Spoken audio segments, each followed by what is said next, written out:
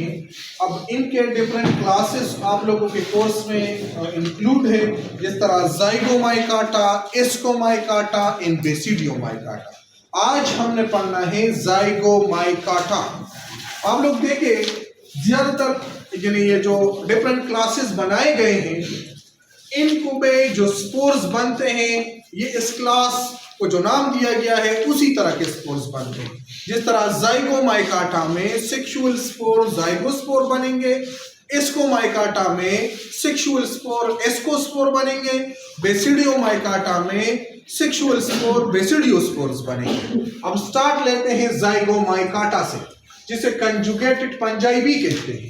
क्यों कंजुगेटेड पंजाई कहते हैं? क्योंकि इनमें ये जो हाइपीज आपस में फ्यूज होते हैं, ये ज्यादातर कंजुगेशंस करते हैं, जिस तरह बैक्टीरिया में कंजुगेशन ट्यूब बनता है, इसलिए इसे कंजुगेटेड पंजाई भी कहा जाता है।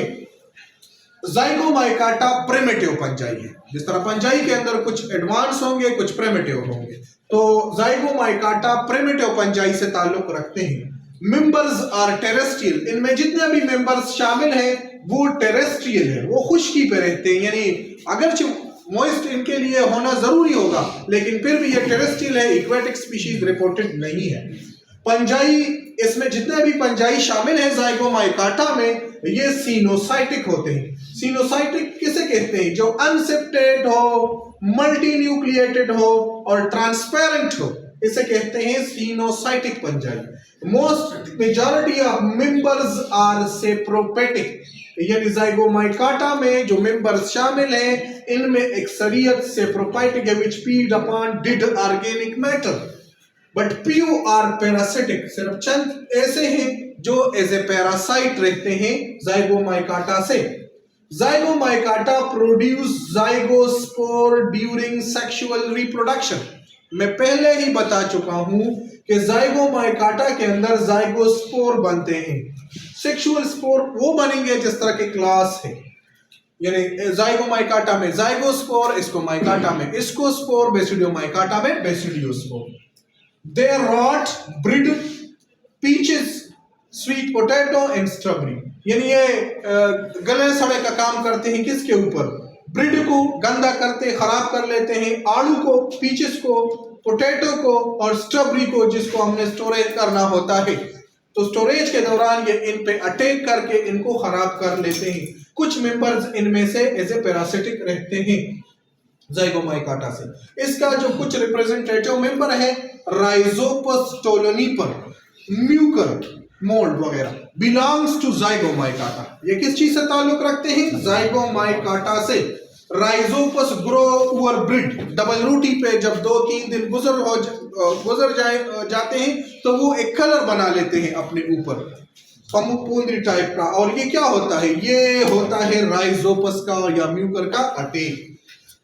ये राइजोपस सेक्सुअल रिप्रोडक्शन भी करता है ब्रिड के ऊपर और एसेक्सुअल रिप्रोडक्शन भी करते हैं, जिनके कुछ डायग्राम्स में यहाँ पे बना चुका हूं। देखिए, जब राइजोपस अटैक कर लेता है ब्रिड के ऊपर, तो उनके जो स्पोर जो हवा में प्रेजेंट होते हैं, वो स्पोर डबल रोटी के ऊपर गिर जाते हैं।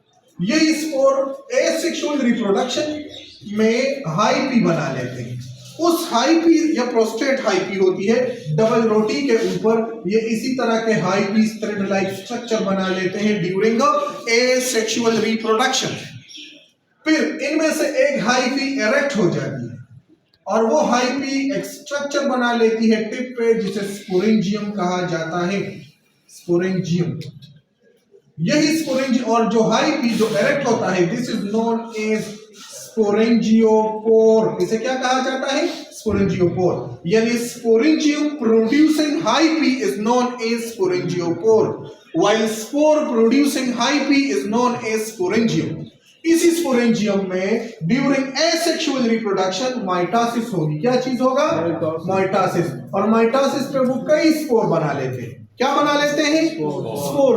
और वही स्पोर दोबारा हवा के जरिए आ जाते हैं और इसी तरह ये एसेक्सुअल रिप्रोडक्शन कंप्लीट करता है।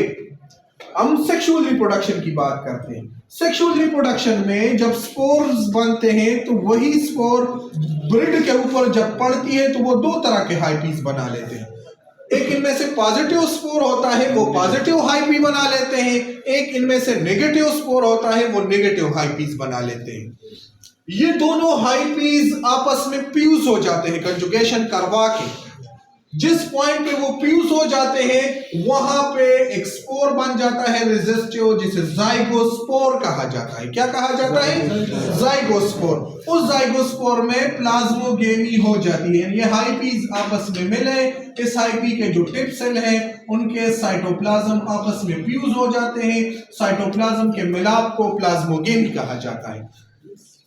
इसके बाद उसके अंदर जो न्यूक्लियस होती है वो आपस में फ्यूज होते हैं। Fusion of nucleus is known as karyogamy. इसके अंदर क्या चीज हो जाती है? कैरियोगेमी हो जाती है, यानी जाइगोस्पोर के अंदर कैरियोगेमी हो जाती है। दोनों हाफ न्यूक्लियाई आपस में मिलकर 2n बना लेते हैं। फिर ये जो जाइगोस्पोर है ये जर्मिनेट होके स्पोरेंजियोपोर बना लेते हैं। क्या चीज बनाया है इन्होंने? स्पोरेंजियोपोर बनाए। उस स्पोरेंजियोपोर के ऊपर स्पोरेंजियम बन जाती है और उसी स्पोरेंजियम के अंदर अब मियोसिस होगी। क्या चीज होगा? मियोसिस होगी।